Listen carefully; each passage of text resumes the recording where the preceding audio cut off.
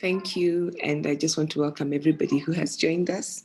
It is an auspicious day as we mark an occasion that for many years has been, if you want, commemorated as a state event, and that we have now thought it is time for us as citizens to begin to think about and to commemorate in our own way. I just want to thank every single person who has joined us, both on YouTube and here in this webinar. I'm especially excited to welcome the amazing panel of 6 panelists that we have lined up for this afternoon. But let me first start by also just acknowledging that I am co-moderating this webinar. My name is Mishai Mwangola, and I come here as a Kenyan citizen who's also very invested in understanding the past that we have come from, its consequences for the history that we live today, and the future that we want to live as a legacy for the generations that come after us. My co-panelist is Irene. Irene, would you like to say hello? So my co-moderator. Hi everyone, my name is Irene Suila, co-moderating with Mchai. Thank you, Mchai. And we will introduce each of our 6 panelists as we come to them. I also want to just upfront thank our hosts, KPTJ. KPTJ stands for the Kenyans for Peace, Truth, and Justice. KPTJ has been an umbrella space that has brought together Kenyans, both individuals and organizations, initially coming together after the debacle of the 2007 post-election violence and its violent aftermath that really began to remind us and put in the forefront of what we were doing, how important it is to understand the past from which we have emerged from, and to deal with those issues that continue to exist in our present. Sometimes things that we have long forgotten, how we got to where we started. And so it is indeed a continuation of the work that KPTJ has done since then to host us in this particular webinar, and we're very, very grateful. And so what we are trying to do today, the webinar, as we grapple with what some may call the Kenyatta legacy, the legacy of not just the first president of this republic, Jomo Kenyatta, but that of his family, and understanding what are the consequences of the past that we have emerged on and how it takes us into the future. I just want to give us just some housekeeping. We are going to be tweeting as we go along, and our social media hashtag is the Kenyattas of Kenya. I think that will be also put in chat, on the chat. We will be taking questions, and what we are going to suggest is if you are in the webinar on Zoom, please use the Q&A option to put your questions there. I'm expecting that this will be the kind of topic, as we listen to our wonderful speakers, that will generate a lot of discussions. And so feel free to chat, feel free to put in your comments in the chat section, but we will privilege what is in the Q&A to help us answer, to respond to the questions. And we're going to try and answer as many of those questions as we can live, but I will also, if we have too many questions to cover live, we'll also encourage the panelists as we come to the end of the call, anything that we are able to answer, for them to answer in writing. And that's why we're asking you to please channel your questions there so that we can see them. If you are on YouTube, please put any questions that you have on the comment section, and we will be harvesting those and bringing them in, so your questions will also be answered. And so without any further ado, we were hoping that we would be starting with Honorable Wanyiri Kihoro, and I'm sure he will be joining us in a minute. I think there's been some technical issues with his joining. And what Honorable Wanyiri was going to do was to really set the context for this conversation. And so I'm just going to, many of us, when we think of the name Kenyatta, especially if you are younger than 42 years, it may be just a name in the history books. And what he will come and do for us is to really take us, to give us the history of the man, literally the young man, the youth who started out as Kamau Wangegi, who then became Johnston and then became Jomo Kenyatta, taking us through his beginnings, because I think it's important that even as we talk about what is the place of young people in Kenya today, to realize that how you start out and the things that radicalize you, the things that you get engaged, the things you get committed to, continue to build who you become. Then we're going to be looking at that general history of Kenyatta before he became president. We will then engage with the history of him as president. And then we're going to look at what was the legacy that he left. Now, as we wait for Wanyiri to come and take us through that, let me introduce our second speaker. And I know this is going to be, I know Davinda Lamba was going to pick up from where Wanyiri was going to stop, but we are going to just go on to Davinda Lamba. And let me first start by introducing him. Davinda Lamba and his partner, architect and social scientist, Dr. Dan. Wanyiri is here. I saw his picture, or are you just putting his picture? I saw his picture twice. Actually, yes, I see he has come. Honorable Wanyiri, are you with us? I don't know if you're muted. Hello? Okay, I'm going to ask whoever is working with us to just check if Honorable Kihoro's speaker is muted. I think we have lost him again. And so let me suggest that we go on to Davinda, and when we'll bring in Honorable Kihoro after Davinda, which gives him time for him to get settled.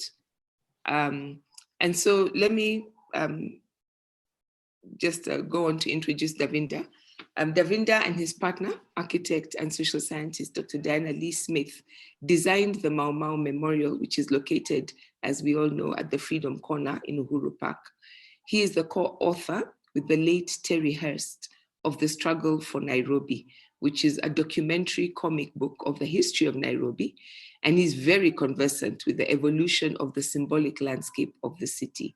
As we know, Nairobi is our capital city. And so just what it symbolizes and what the buildings and the monuments, as we will come to find out, symbolize, speak a lot to who we are as a nation.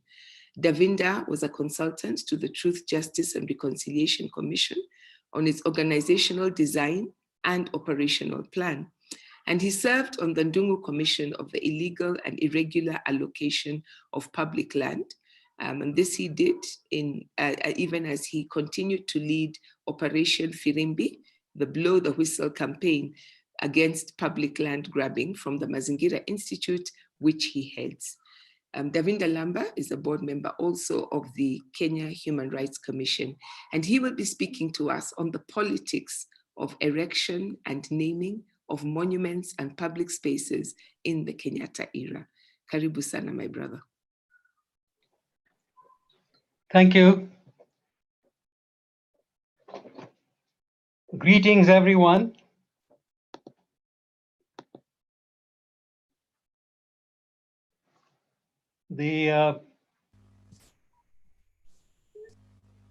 My topic, just to repeat again, is the politics of monuments and naming of public spaces, I mean public monuments. In the Kenyatta era, that is 63 to 1978, but I cover this topic for the sake of continuity from the colonial era to the Kenyatta era. I'd like to begin with a reminder from Ngugi wa Thiong'o, a comrade and a dear friend, that power through cultural subjugation was a principal tool of colonialism. The public monuments of the colonial era can be seen as the cultural artifacts in this light. I refer to such creations as the signature of power. Not all monuments are signatures of power. And the story is not only of colonial subjugation, but also of the post-independence subjugation in the reign of the first two presidents or more.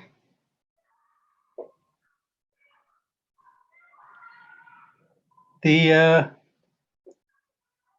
four signatures of power as colonial public monuments is what I will narrate very quickly. And then I will end with the signature of power of the statue of the imperial president Mzee Jomo Kenyatta, unveiled in 1973. So the first signature of power was the erection of the statue of the imperial Empress Queen Victoria in Jivanji Garden in 1906. It was unveiled by the Duke of Connaught, the first British royalty to visit the Protectorate. This symbolically linked Nairobi to the British Empire. How this came about is a story for another day. The unveiling ceremony was very well choreographed. The road from the railway station to Jivanji Gardens was lined by cheering crowds and dancing and chanting Maasai warriors. The second signature of power of a colonial monument was decades later. It was the erection of the statue of the imperial emperor King George V in 1945. And this was in the foreground of the judiciary, and it will be dismantled in 1969, and I'll come back to later. This was during the World War, the Second World War, and the king is clad in military uniform. And this was to say that Kenya protected the British Empire because Kenyans fought in the war for the British. So the third signature of colonial power was in the later days of the British Empire. The establishment of the East African Memorial, the War Cemetery in 1956, of all the soldiers who lost their lives, and the erection of the Imperial Emperor King George VI in 1957. That's the fountain across from the Intercontinental Hotel. They were unveiled, I believe, by the Governor Evelyn Baring in 1956 and 1957 during the Kenya's Mau Mau War of Liberation. The symmetry says, well, we are in the later days of the empire, but we are now integrated into the Commonwealth because all the soldiers are buried here, unlike those of the First World War, where there's a cemetery in South B, which was for Europeans and Indians, and there's the African War Memorial in Kenyatta Avenue, which was separate. Now, the fourth signature of power is the erection of the statue of Mzee Jomo Kenyatta in the post-independence era to commemorate 10 years of his authoritarian rule in my way. And I say that because we by then, with constitutional amendments of the first constitution under his rule, had created an imperial presidency, which will take decades to dismantle. So this is the journey that I've taken you through very quickly. When I say politics of monuments, I mean the power to bestow honor, the power to withhold honor, and the power to withdraw bestowed honor. I will come again to naming of places or the politics of, to use a more theoretical term, toponymy, which means the study of naming places. The old axiom that victors write the history should carry a corollary that they get to name and rename places. Well, it's very simple. All the places in the capital and elsewhere were named after the or colonial names. And then at independence, there was the toponymic cleansing when the names were renamed to reflect an independent Kenyan national identity and cultural identity. This happens time and again. But remember, in the naming of places, there is a hierarchy of power. Which places get named to the who is in the top of the pinnacle of power, who's in the middle. That is the elite.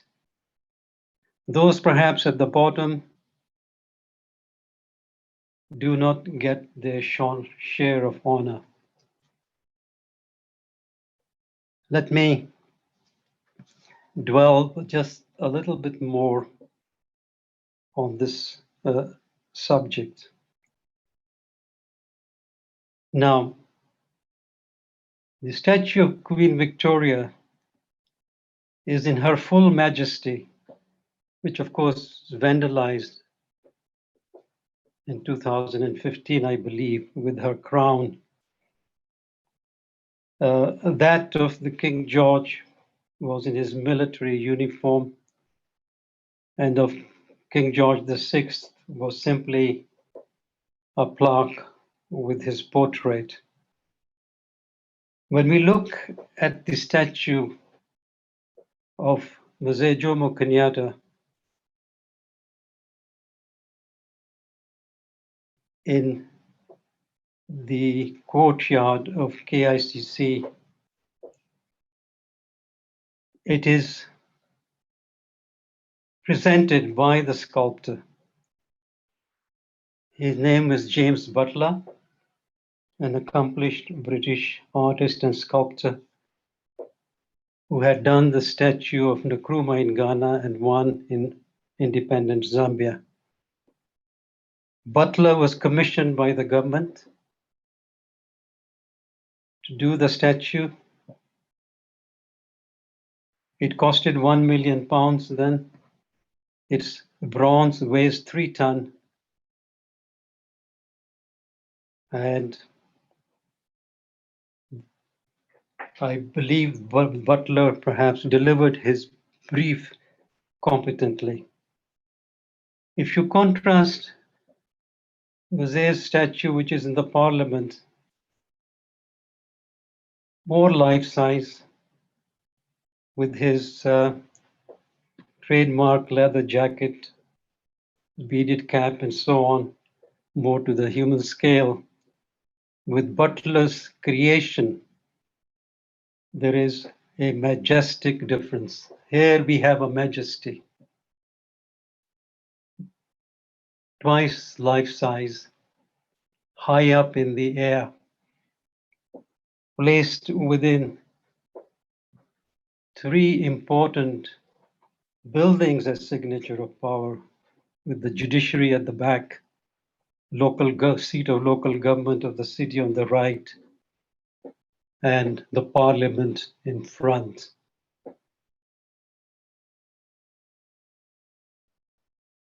You will see a clip I have taken from the archives, which is about a minute, of the unveiling of the statue on 13th of September in 1973. And you will also hear an audio clip of the speech delivered by Jaramogi Oginga Odinga on that occasion. Ironic, sad, and for me, painful to listen from a man who was a victim of the KANU Kenyatta regime. This is just a very brief overview because the time that we are allocated is too short.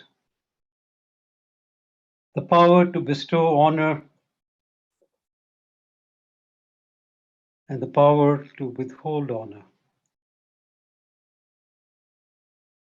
So in the renaming of places, streets, buildings in Nairobi at a time of independence,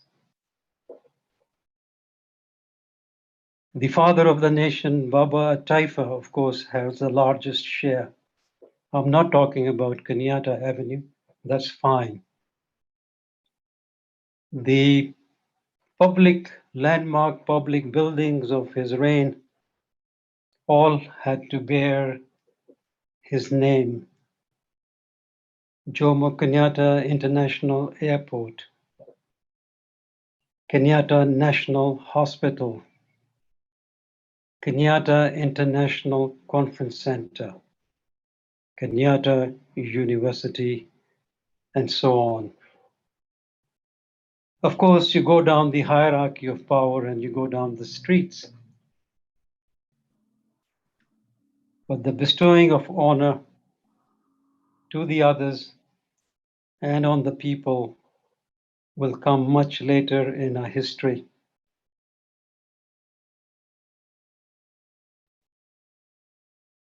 Now, the power to withhold honor in the renaming of the streets in Nairobi. There is not a lane, a road, a street, an avenue, forget a highway, that is named in the capital city of Nairobi after Jaramogi Oginga Odinga.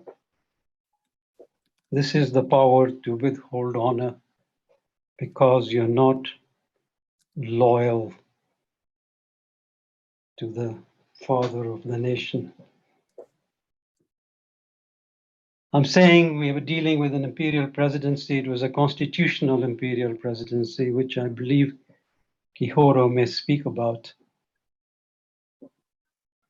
And you all know the amendments that took place within his reign that created this imperial presidency. So my story will end here because I'm not covering the era beyond that, but it can continue. And thank you all for listening to me. Thank you very, very much, Davinda. I think you have actually really set the context well, because when we think about why is the name and the image of Jomo Kenyatta so prevalent all over this country, wherever we go, and as you said, as captured particularly in that monument, I think it sets the stage for us to ask, who was this man and why this man? And I wonder if at this stage we might just want to be able to play the clips. I think it's just a minute or so of the clip that you referred to, so that everybody can have a sense of the grandeur of that occasion and what the late Jaramogi Oginga Odinga had to say on that occasion. It is a monarchical statue. You will see from the robe and the headgear how the sculpture, either through the brief or his own initiative, presents him. Thank you. So I'm requesting the technical team if we could please run that video.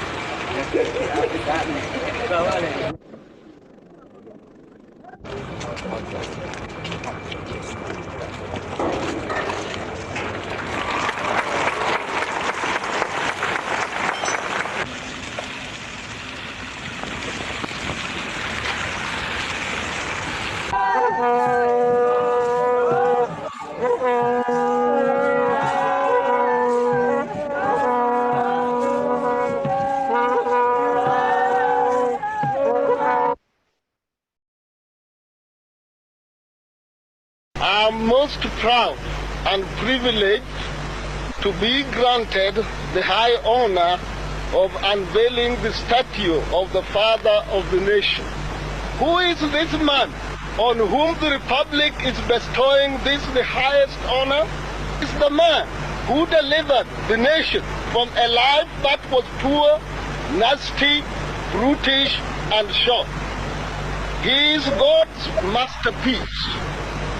He is Jomo Kenyatta, the man who, at one time, was described by the imperialists as leader to darkness and death.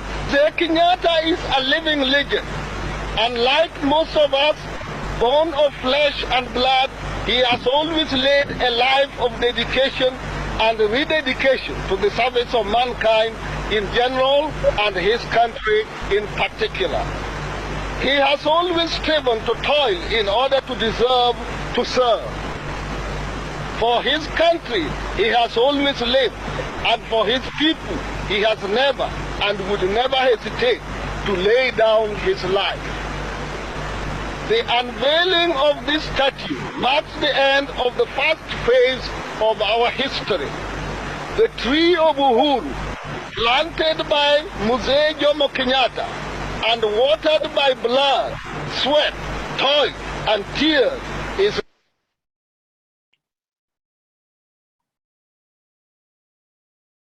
That's it. Thank you. Thank you very much, Davinda. I don't think I've ever seen that footage, and that's just wow. And I think it absolutely sets our context for Honorable Wanyiri. In fact, this morning, I was looking at the newspaper, and one of the, I think one of the papers had a story that said, and I quote, "Kenya's official history keeps citizens ignorant of the real Jomo Kenyatta, a titan who died 42 years ago to this date. This is by masking the nuances of his life, thereby denying citizens a chance to sample the strengths and foibles of the statesman in equal measure." That was a story in The Standard this morning. And so I think we will ask our next speaker to give us a sense of who is this man. If all through these years, especially in the last 40 or so years, we haven't really truly engaged with this history, perhaps the best person who could take us to giving us an overview in a short time would be the Honorable Wanyiri Kihoro.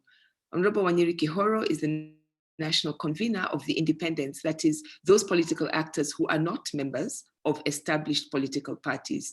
He himself is a former member of parliament, and he has been a leader since he was a student leader at the University of Nairobi, where he is remembered for his courage and the organizing of protests against the attacks on J.M. Kariuki.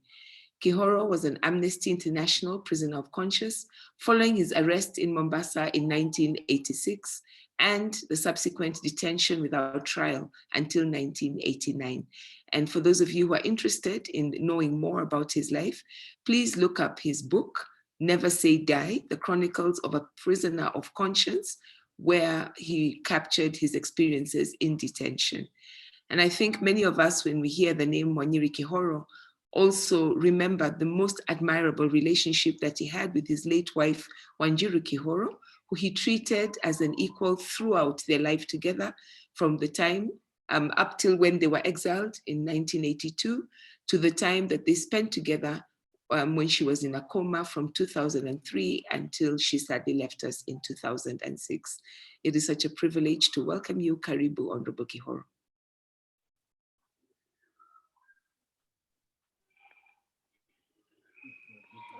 Hello.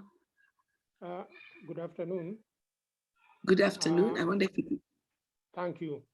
I'm happy that you have been able to wait for me to be linked to you in this look at Jomo Kenyatta and also Uhuru Kenyatta. And I've seen what my lady said, and also I've seen Mr. I've been seeing you, and also I've seen Davida with his presentation about all the statues that have been put in place. And that has reminded me about all these other statues that have been removed in America and Britain. And maybe time will come around also when you'll have that opportunity of putting some of the statues in this country in the harbor, in the river. That statue was removed in Bristol in Britain about 3 months ago. A very famous slave trader who was called John Corson. Looked to me from Kenya as if he was the founder of Bristol, the city that we know so well, and I admired the activity of all those people. So I thank Davida for looking at our history through the statues which have been put in this country, many of them very, very undeserving. And Davida, if I may tell you that Onde Kibaki in 2004 put up the statue of the Dan Kimathi on Kimathi Street, and he had been forgotten. His grave is nowhere to be found. Kanu Matenge, very many other people who deserve to live in statue because their graves have never been found. But Mr. Kegoro asked me to look at Kenyatta very quickly. I don't want to bore anybody. I got a lot of information, so I can speak very quickly about Kenyatta, Jomo Kenyatta. The one was called Johnston Kamau Gengi in 1921. And very quickly, he participated in a meeting that was organized by the African people, that time by the East African Association. That is the first political organization of Black people in this country called Kenya, which became Kenya in 1920. Before that, it was called the East African Protectorate. And Kenyatta in 1921 attended a meeting at Dagoretti Corner. It was organized by the African people, East African Association, including one Hade Thuku. And Hade Thuku in 1921 moved by the African people. We have seen the Europeans come to a country called Kenya and get what they call title deed. Looks like a title deed is the only thing that can protect us from our land being taken away by white people.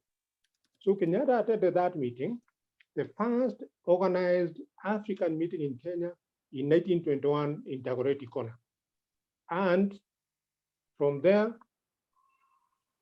the African people started demanding title to their lands, which by 1928 had not been delivered, by which time the British government decided that Kenya is a lot of problems because of the land question. The white settlers had come in this country from before the First World War.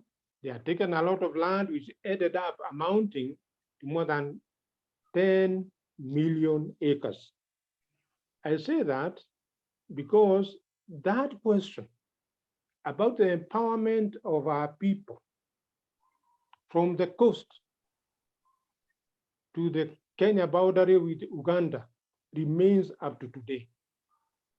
And the British government organized the Catalan Commission because there was a problem in this country in 1932 about land distribution. 1932, imagine what it is today, that 80 years down the line, with the population of Kenya having increased,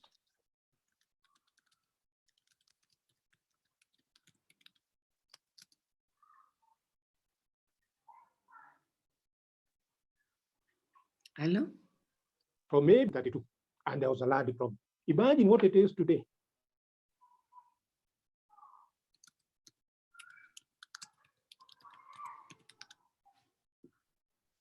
Therefore, bounded by population growth, failure to reform the colonial land tenure systems,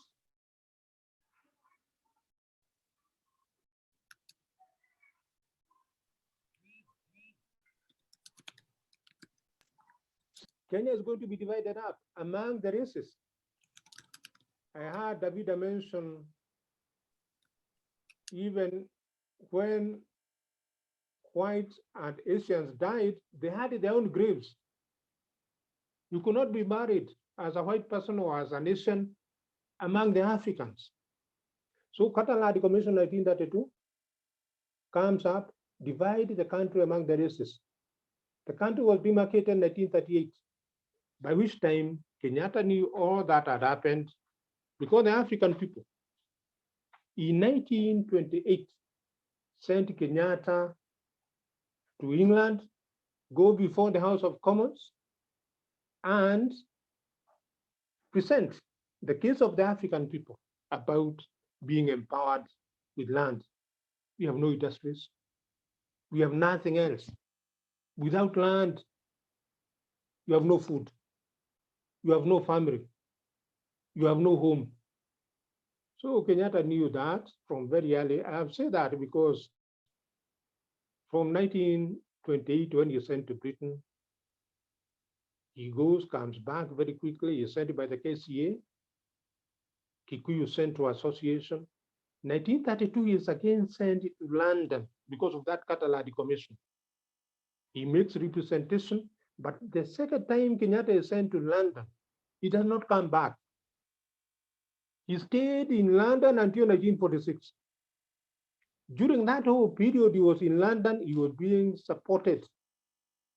He was being sustained. His maintenance was being paid by the Kikuyu Central Association.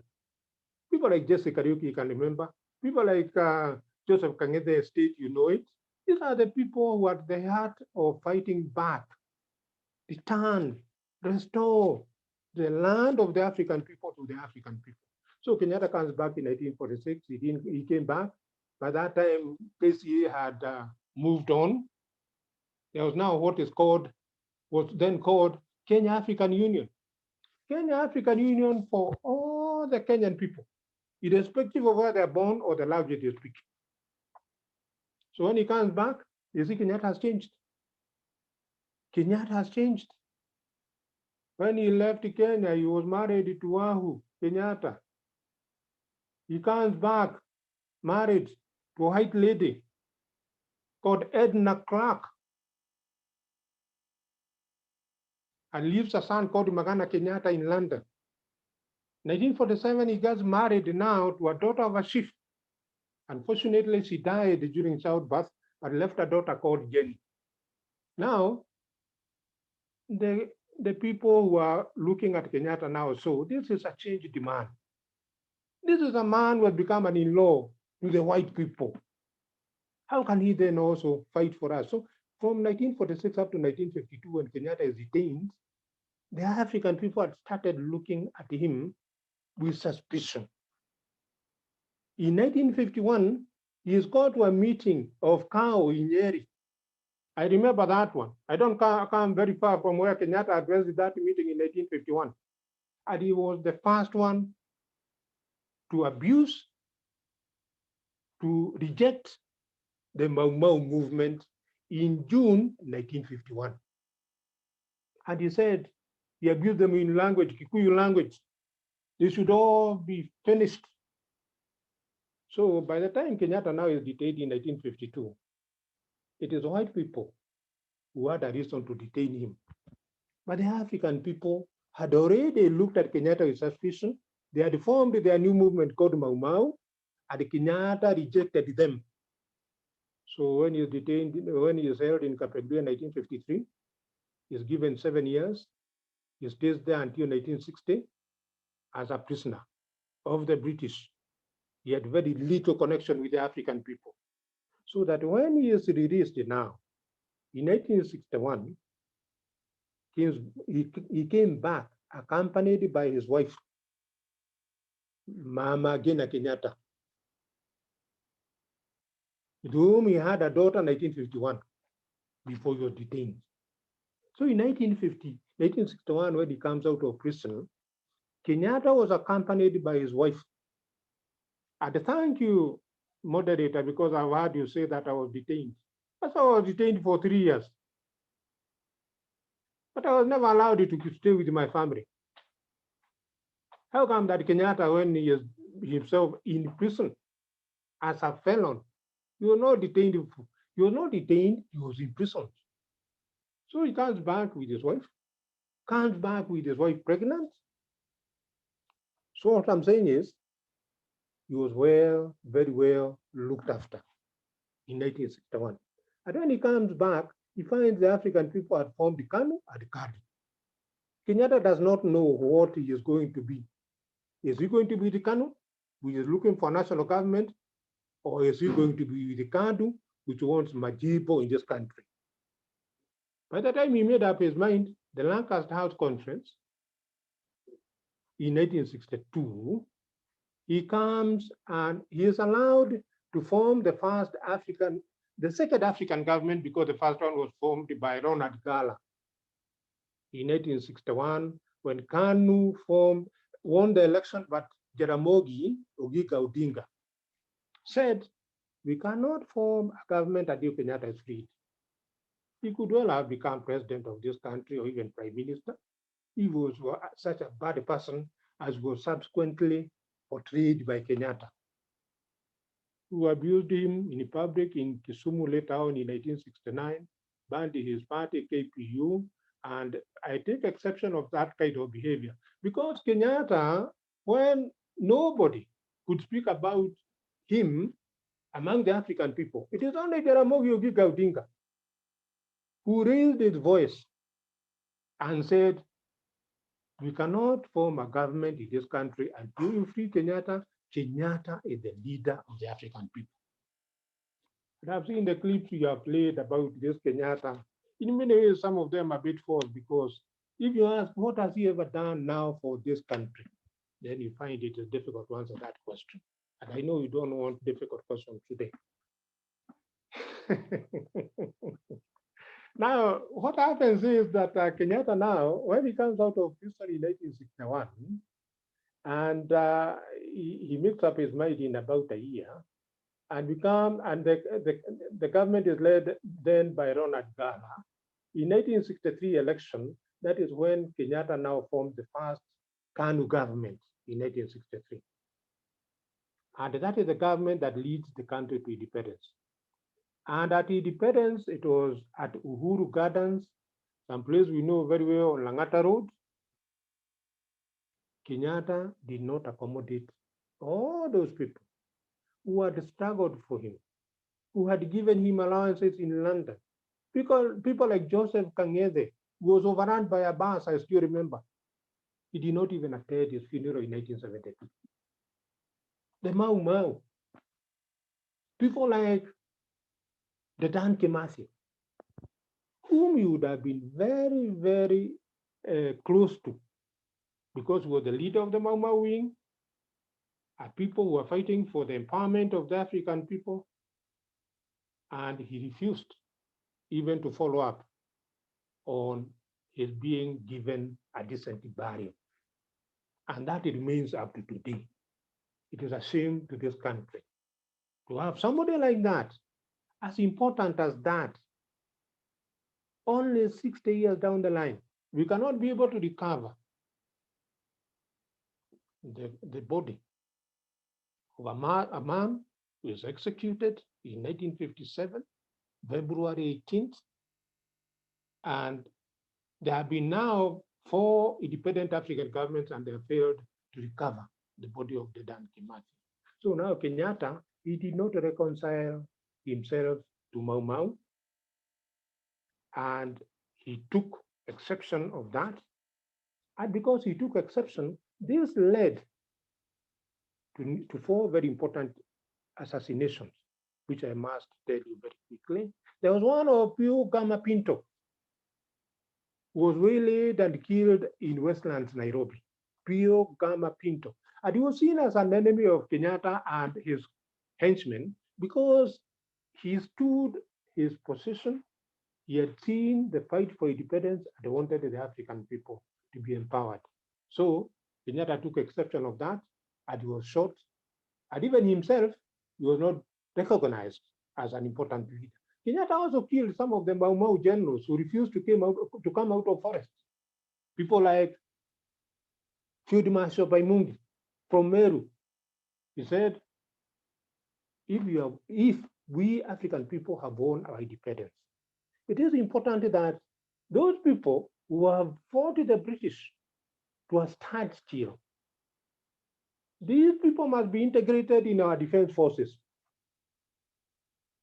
And because of that demand only, Kenyatta had him killed by people like Biwott, who was a DO in Meru in 1965. Unfortunately, even after being killed, they were not just happy to kill him. They put him on top of a Land Rover, the bonnet of a Land Rover, and took him around all the Meru villages to tell people, if we can kill Baimungi, we can also kill you people. So another person was killed that time after Baimungi is Tom Mboya. Tom Mboya in 1969. He was killed because he was seen as playing again also. He was playing the Kenyatta card. The Kenyatta card was there for him to play only. But Tom Mboya, instead of being seen as a trade unionist who had made his way into fighting for the rights of the people, Kenyatta didn't want to hear. So 1969. 1975, J.M. Kariuki. He was a Mau Mau detainee. He wrote a book called Mau Mau Detainee. Also himself, he was seen as disloyal to Kenyatta. You had to be disloyal to yourself to be loyal to Kenyatta, because the African people knew the agenda. So JM is killed in 1875. And that is the last person he killed for matters that were very important, telling the African people, intimidating people, indicating that Kenyatta was not prepared to compromise on his vision of Kenya. Kenyatta's vision of Kenya in 1964, 65, 66 was to allow the status quo to remain the way it was during the colonial period. He didn't want any change. He initiated the 1 million acre scheme. And as I have already said, there were more than 10 million acres which had been taken during the settlement period. And Kenyatta was happy with 1 million that went to people who had money, but he did not deal with any poor people. He dealt with the people who were prepared to grab land, 64, 65, 66. That was the 2-year duration of the million acre scheme. What about the 9 million acre? What happened? What did he do about our people in the Coast province, whose land had been taken at the very beginning of colonialism from 1910? And we still have absentee landlords even today. That is why our people in the coast, some of them are living on 1/8 of an acre, 1/16 of an acre, 1/32 of an acre, dividing the earth to such infinitesimal parts. That is the Kenyatta problem. That I've seen the praise that have been heaped on him. Now look at Kenyatta after 1961. I can say the birthday of Uhuru Kenyatta is October 1961. And Kenyatta was released in August 1861. And some of us who can look at the gestation of a human being, there's no way he could have been born after 5 months if he was at all a product born in freedom. After being conceived somewhere else, when Kenyatta was in prison and allowed to stay with Mama Ngina. So what happens is Uhuru Kenyatta is born 1961, and Uhuru Kenyatta dies in 1978, and now Uhuru starts coming of age from 1990. He went to education in America. I don't know why he couldn't go to some of our premier universities in Kenya. It is for him. He should have been able now to tell us he has been president for the last 8 years. He hasn't told us that. But from 2000, that is now when Moi brings him on the scene as a nominated member of parliament, minister for local government. And by the time that Moi leaves office in 2002, he had organized how Uhuru Kenyatta will be the KANU candidate for president, opposing Kibaki, and he lost his election. But before Kibaki left, 2013, he had organized how, again, Uhuru Kenyatta will be the candidate now of Kibaki. 2 times a candidate of Moi, 2002, of Kibaki, 2013. Sometimes I wonder, why do you have to pamper some people like that? Why don't you allow politics to be competitive in this country so that we can elect the best? Now they have introduced the angle of tribalism, something that was not there. African people have always been there. They live and they eat together. Only before election do they now plant all this nonsense about tribalism. So now Uhuru, he got elected in 2013. He inherited all this failure to reform, this land reform. And that is why Uhuru from 2000, now 8 years, he talks about we are fighting corruption, but it is impossible for somebody who has got such baggage from his father, from now himself, carrying part of that from Moi. Last 50, 60 years, they have seen Kenya at its most corrupt. One time we were told in Parliament that up to 30% of revenue in this country is stolen every year. Now, with a population now of 47 million up to 50 million, just a population that is just about the size of Britain, you have no industry, you have no land reform. How can our people be empowered? That is a question for, if you want a legacy, because I remember I was told to speak about the legacy. The legacy of Uhuru Kenyatta should be empowering our people. Kenya will never grow in size more than what it is today. What formula does he have for our people so that they can have a roof under their heads? That is the only legacy you can have. But you cannot have 60% of the Kenyan population living in poverty, living to be beaten by the elements, whether it is sun or rain or drought. We have to tame nature. And it is for Uhuru Kenyatta now to tell us about his legacy. It cannot just be money in the pocket. A salary of 13 million, it cannot be. We want something about empowerment of our people, men, women, children. We bring our Kenyan family together and we stop all this nonsense about tribalism. A hungry person, wherever you are, you're hungry, and you're illiterate, and you have no money to educate your kid, still remains a backward person. So that is the challenge. That is the challenge. In conclusion, that is the challenge to Uhuru Kenyatta. To be remembered in posterity in this country, if you want a legacy, and you can even salvage that damage that was done by your father, is to look at the Kenyan society today and come up with a way of empowerment. A long time ago, the Kenya Railway, it was called the Indian Railway, now I'm finishing. The Kenya Railway was the Indian Railway. Today, Uhuru Kenyatta has come now with the China Railway. And they put this country in debt to an extent you can't imagine. So it is for Uhuru now to tell us what is his trajectory of the new Kenya where people will be empowered. Thank you.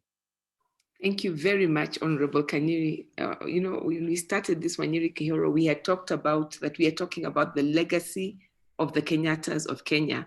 And I had made a promise even before you came on that you would take us from the very beginnings and then bring us to where we are today. So I really, really want to thank you. You've talked to us about, mentioned some of the assassinations of this period, and also talked about the really important question of land. Now I want to turn over to Irene, who will take us through the next few panelists. Irene, karibu. Thank you very much, my colleague, Ms. Moshai. It was really a good opportunity. And the young should endeavor to listen and have the resourceful men that have come before and just have a sit down to listen, because the struggles we have today are not our struggles. It is the struggles that were brought to us unknowingly. Now we are fighting wars that we do not know where they come from.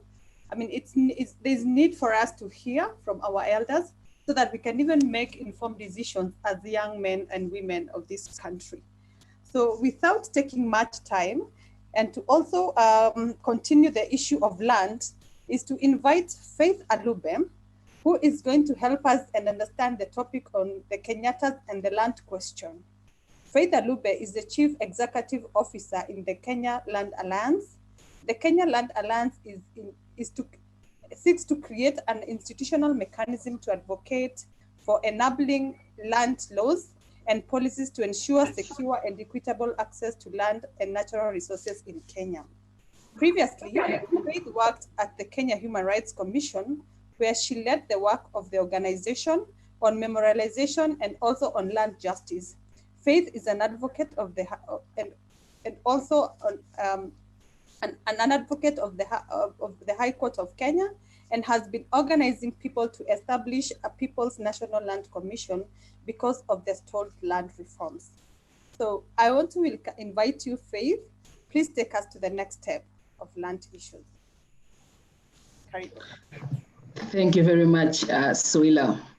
Thank you for the good introduction, and it's such an honor to participate and to be part of this webinar. I'd like to pick up from where Mheshimiwa Wanyiri left. I just my task is just to try and compare the policy gaps that senior Kenyatta perpetuated, which are being abated by the junior Kenyatta. So I'd like, how many minutes do I have, Soila? 10 minutes? I'd like to go very fast. Hello? Yes, you have 10 minutes, Irene. Thank you very much, Michelle.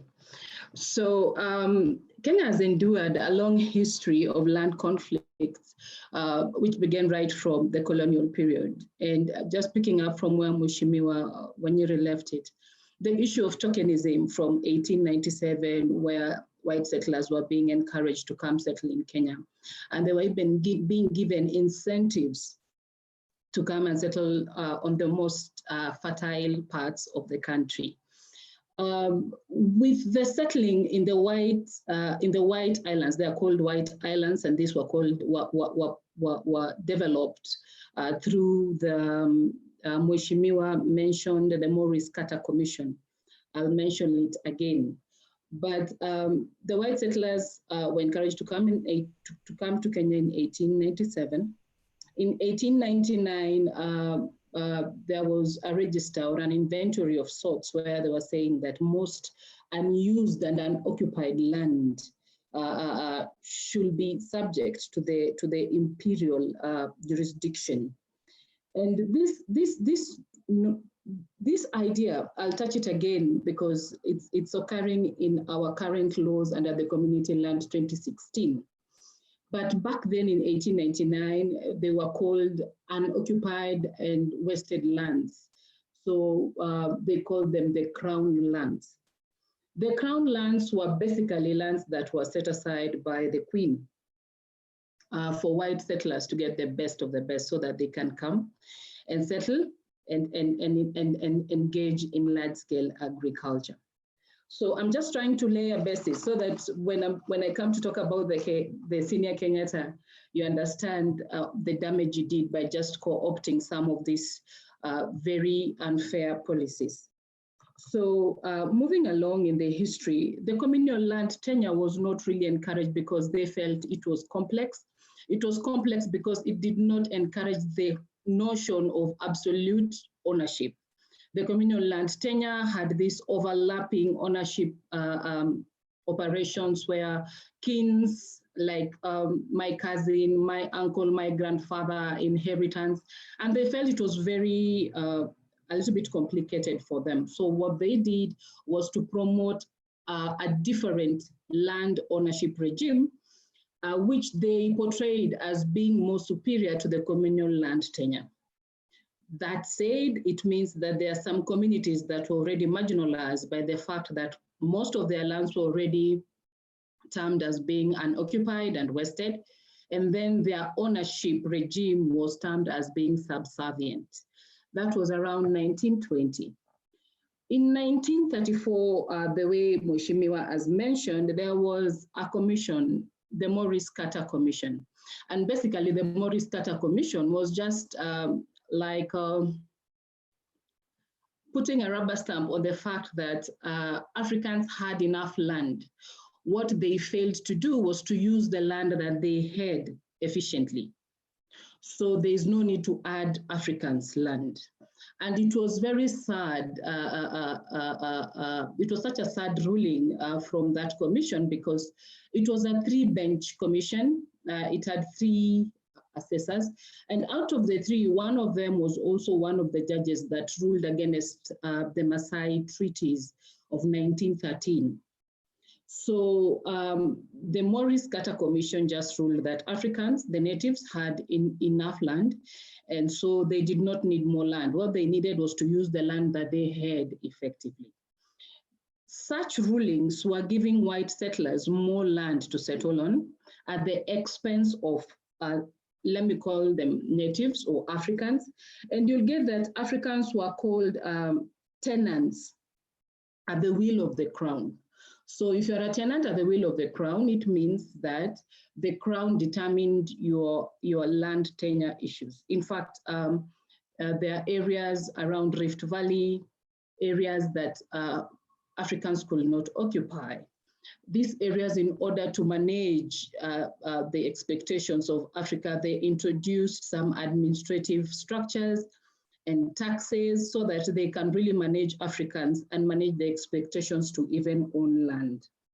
At this point, there was also the emergence of the freehold tenure, where the first ownership cannot be impeached, regardless of how the first owner got that land. So we are talking about white settlers who were given land and incentives in order to settle on that land, and now they have absolute ownership under the freehold title, and no one is questioning how they owned this land. And it also brings into focus the issue of mass dispossession by communities, the issue of forced eviction, where there was a lot of violence that was used to dispossess Africans so that large-scale investments can get occupation, so that politically correct individuals can get occupation, and so that to manage Africans, because we know that land is a projection of political power. We know that with the change of land use, Africans were dispossessed, thus they were easy to subjugate. And we also know, since land was a factor of production and there was land use change, whereby Africans were put in reserves, whereby Africans were not able to occupy and enjoy their property rights, then the colonialists got an easy time in subjugating Kenyans. Moving on along, because I know my minutes are almost done, so I'm going to be a little bit rushy with this. So I had reached the point where the Maurice Carter Commission had just indicated that Kenyans don't need more land. And with that, Kenyans became tenants of will. So they became laborers. They could only own land that the settlers were not interested in. And as a result, you get that there was rural-urban migration, because then the land could not be as productive as Kenyans had been using that land before the colonialists came.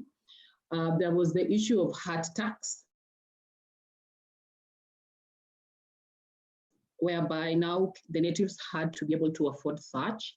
There were administrative structures like the native reserve boards that were introduced in order to manage and just control the natives.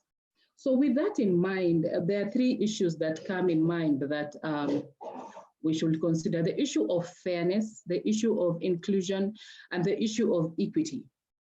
These three principles were like suspended. The natives did not deserve that. In their subjugation, they just had to follow what they were being told by colonialists. And when Kenyatta came into power, we can start when he was, and I'll not repeat what Mheshimiwa Wanyiri said, because I'll just come at the tail end of the legacy of senior Kenyatta.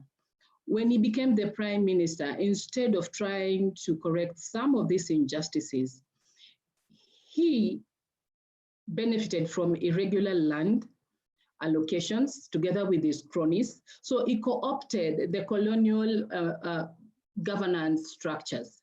And in doing so, he was able to benefit from most of those crude mechanisms I've spoken about. And to do so, I'll just bring into focus like 2 or 3 questions that came to my mind as I was preparing. The issue of public purpose, because one of the things that the white settlers were really keen on was they'll not allow redistribution of land without some form of settlement or some form of purchase of land from them. And then the issue of willing buyer, willing seller came up. So there was that issue of how can you sell something you did not buy, which you were given. That was a Mau Mau ideology, where Mau Mau were asking, why should the local administration or the new state buy land that these people grabbed from us. But the new PM sided with settlers that let's set up a settlement scheme, let's set up a fund which we're going to buy land from these people. And there was even an incentive to sell. So when he came into power, instead of correcting past injustices, he co-opted he went with the flow. He was okay with what was happening because he was benefiting from it. Thus, the emergence of the elite. There are some elite that he ruled with that really benefited from the irregular allocations, from the skewed policies, from the ambiguous and arbitrary implementation of laws. There are issues that used to happen then and they still happen now. I'll try to compare them very fast. The issue of public interest and how do you determine public interest?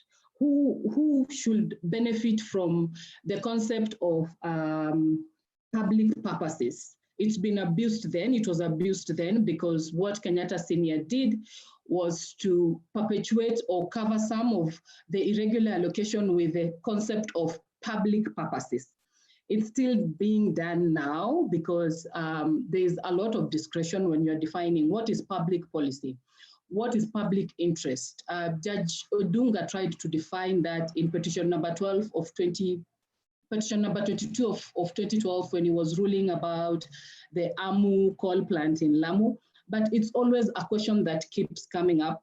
It was abused by Kenyatta Senior and it's being abused by Kenyatta Junior. The issue of dispossession.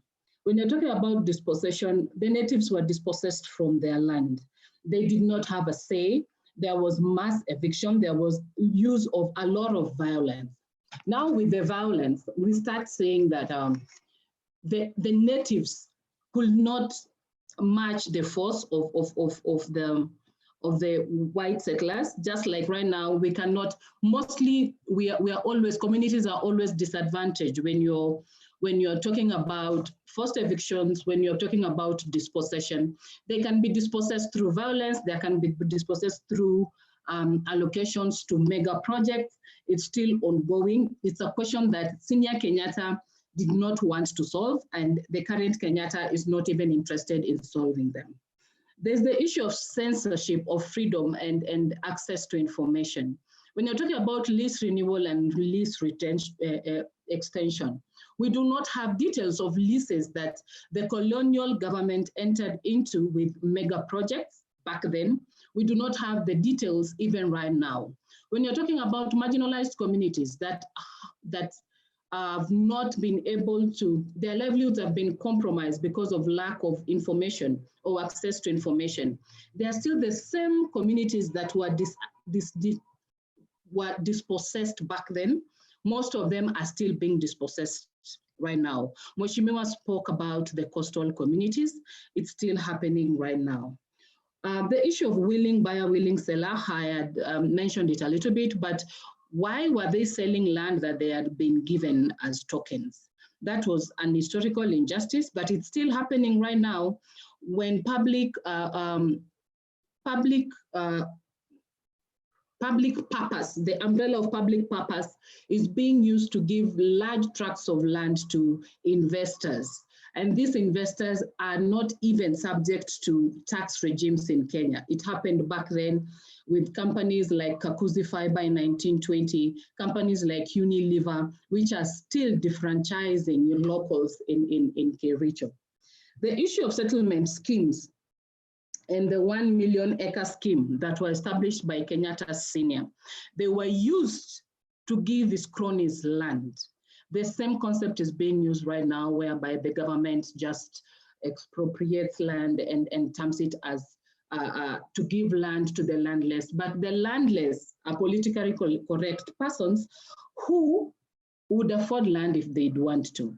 So the issue of squatters, landlessness, the issue of historical land injustice is still very much alive with us today as it was back then. Thus, the land question has not been solved by the new Katiba that we had hoped would address some of these issues, and the subsidiary laws like the Land Act 2012, the Land Registration Act 2012, the community land at 2016, we had hoped some, and then National Land Policy 2009, we had hoped some of these legislations would be able to address questions of dispossession, which have been projected as historical land injustices, which have been projected like mega projects taking up land, and locals do not benefit from the mega projects. As we speak, we have issues with community benefit sharing mechanisms, lack of inclusion that Kenyatta Senior encouraged and Kenyatta Junior is really encouraging. We have laws that are very arbitrarily passed and the selective consultation, like the recently passed Land Amendment Act of 2019, whereby valuation is at the discretion of the government. So you start asking yourself, back then, as a colonial policy, we were tenants of the crown. We did not have a say. During Kenyatta Senior's period, we did not have a say because as Africans, he co-opted colonial policies. In 2020, we do not have a say because valuation is still a discretion of the government, between government and communities. So communities do not still have a right or have a voice to amplify in order to negotiate for the rates that their lands are going for. A case in point is the ongoing project of SGR, the project of steam harvesting around Narok. Most communities, most of those prices are boardroom prices, something that started from the colonial era. In conclusion, because of scarce of resources, now that these communities that have been put in reserves, they could not access white lands, there is scarce of resources because all these communities now lumped themselves or migrated to the Rift Valley. With scarce of resources, there's dispossession of land, there's that aspect of saying incomers, or we normally say in Swahili, wageni. So that brings up the issue of land conflicts, which are ongoing right now, which were ongoing back then. And they were promoted by politically correct individuals, and they are promoted right now by politically correct individuals in order to manage communities. So in conclusion, do we have legal responses to some of this, to the land question in Kenya? I'd say that we had hoped that the legal mechanisms like legislation would be able to respond to some of these questions, like historical land injustices.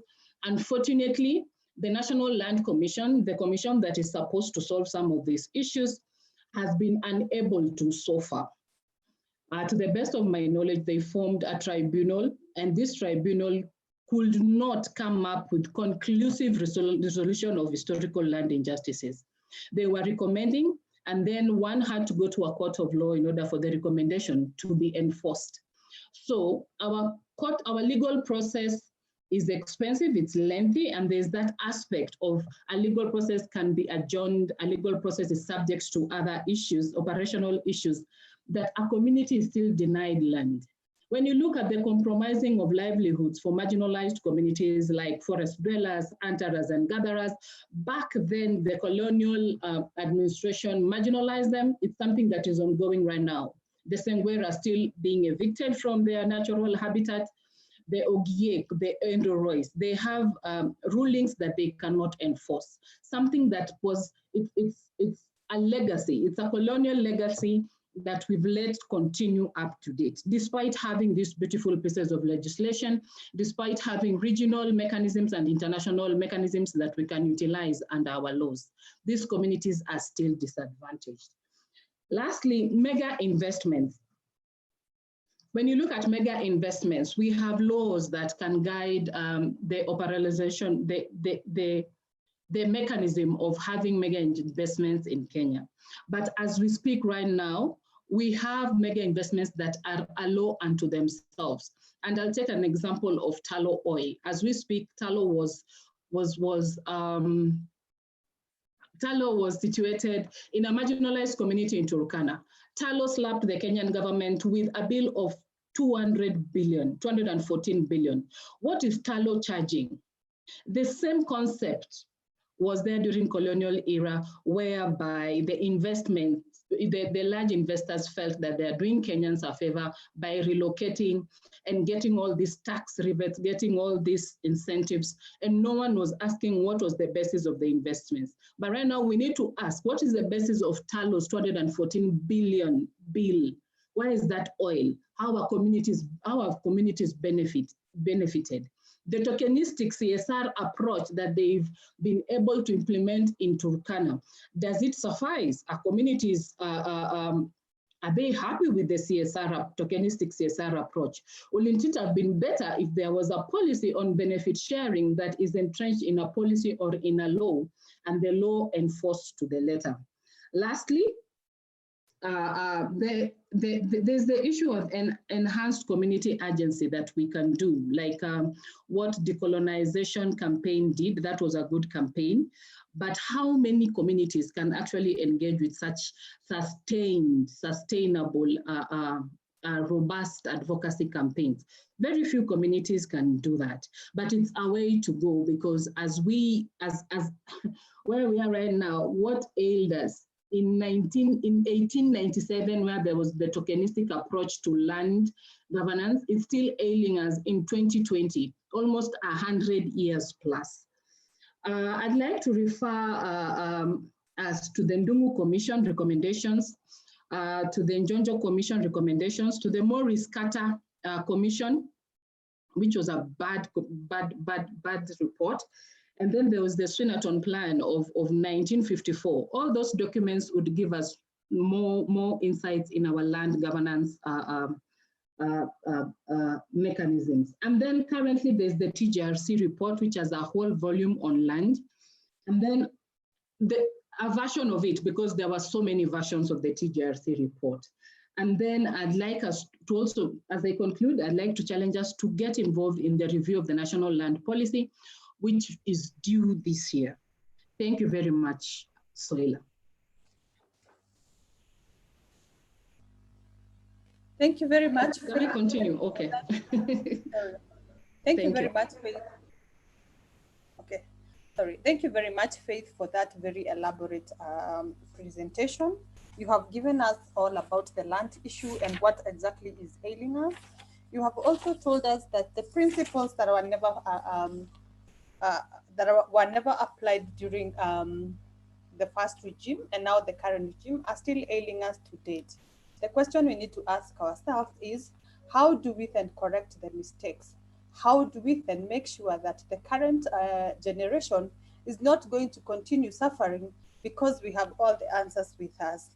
As we go to the next, or as we plan to usher in the next presenter, I would request that if the panelists could kindly check in our Q&A to try and answer the questions that have been put there, so that we can be able to save on time, and that even those other participants can also get answers to the questions that they've asked.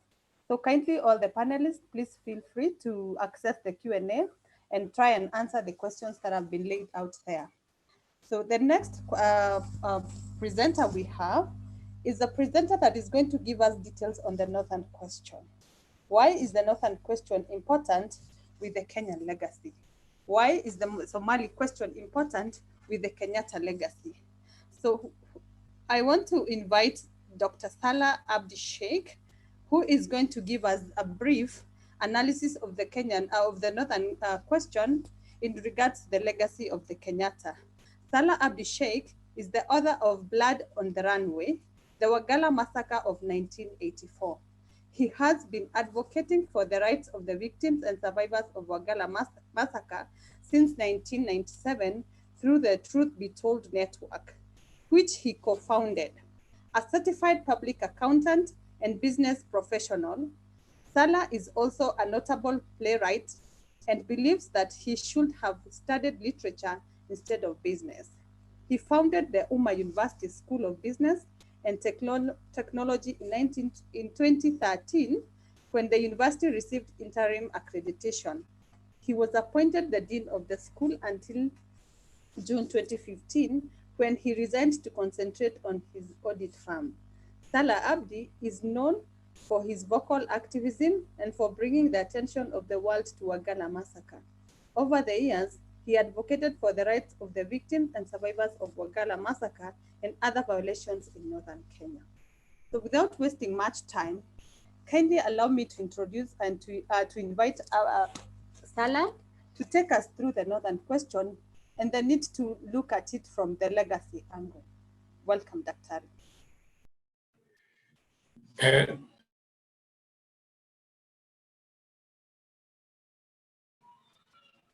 Thank you for the beautiful introduction. I've never been introduced that elaborate. I am not able to even recognize myself in that introduction.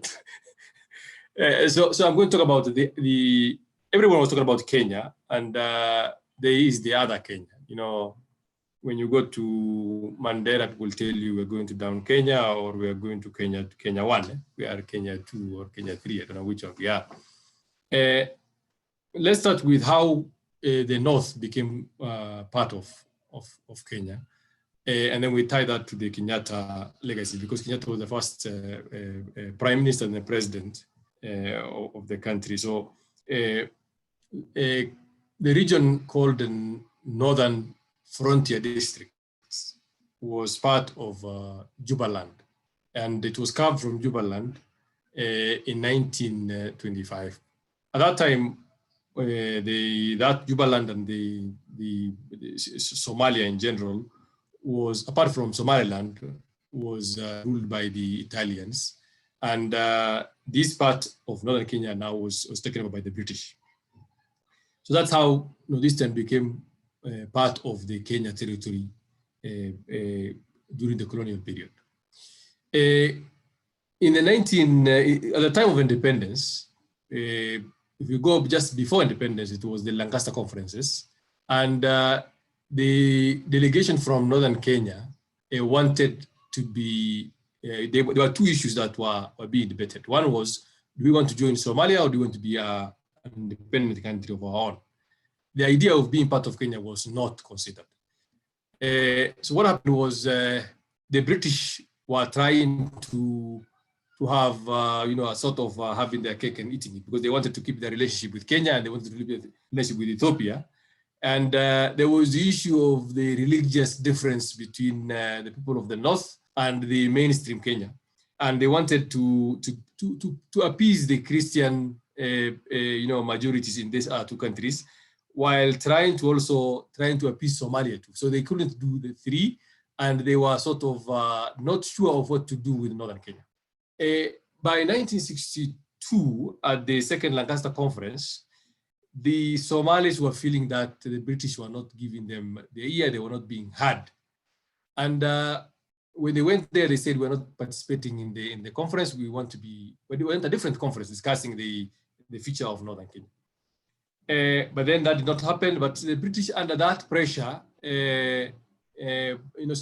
constituted a commission to look into the future of what happens to the North. And the commission was chaired by a Nigerian judge, and they did some sort of a referendum. And the referendum came back with a result which was expected, because these people already have said what they wanted. So 62%, that's what some scholars say, 62%, others say it's 88%. But a large majority of the population said they wanted to be not join Kenya. The people who said they wanted to join Kenya were small groups that have become more urbanized, and some who were of different faiths, and people who had other interests which aligned with Kenya. So come the independence, at the time of independence, 1963, Kenya was enjoying the idea of celebrating the independence, and the people of this time were throwing stones. So I wrote the play, which is called Stone in the Flag. So that's based on, at the time of independence, there was the independence ceremony, but then there was the people who were stoning the flag of Kenya, and they didn't want to be part of Kenya. So that's the time many people believe that the North lost direction. They didn't want to be part of Kenya. They were not given the right to decide what to do from there. And then whatever happened there, just everything went downhill. So Kenyatta became the president, the prime minister, and then the president. And in 1963, I think, is when the state of emergency was declared. And you can imagine that state of emergency lasted from 1963 to 1991. That is about 28 or so years. And what could happen under the emergency? There was the idea of shoot to kill. There was the idea of detention without trial. There was the idea of villagization. You know, they wanted to kill the idea of pastoralism. Pastoralism was very difficult, both for the colonialists when they came and the Kenya government when they took over. So they went to kill the idea of pastoralism because now the shifter war had broken out. Somalis were fighting the government, and it was difficult to fight a group of people who were pastoralists who could shift overnight. So they decided actually by introducing Kenyatta administration actually introduced the villagization, which essentially created a concentration camp around major towns where people of certain at that time the elders are telling us now that certain groups could not actually spend the night in town. They had to go out of within 4 kilometers, leave the fence of the town, and then spend the night and then come back into town the next day. So it was a sort of controlled experiment where the population was being reintroduced to other ways of life other than the one they're used to, which was pastoralism. Then the economic front. This country happened to be a country which was the power was taken over by farmers. If you look at what happened after independence, most of the power was concentrated through people who are in the Central Highlands and people who are in farmers in nature. So people who grew crops. So all the economic plans that were being generated were being generated around farming, around the production, which is crop agriculture. So there was this paper, which was, I think people say, among the others was the former President Kenyatta, former President Kibaki, who was an economist at that time and the Kenyatta regime, and they wrote the sessional paper number 10 of 1965. How important is that paper? One, what they said was most of the government investments should be invested in areas where there is the highest return. And obviously, the people around that table were not pastoralists. So the return on investment was more of crops and more of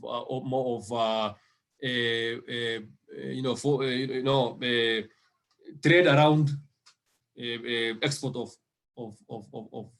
crops and agriculture. So they said places where there is less potential should have less investment from the government. And if you look at that, what happened was between 1963 and 1992, the budget that was allocated to northern Kenya, actually the three districts of Wajir, Garissa, and Mandera, was around 180 million.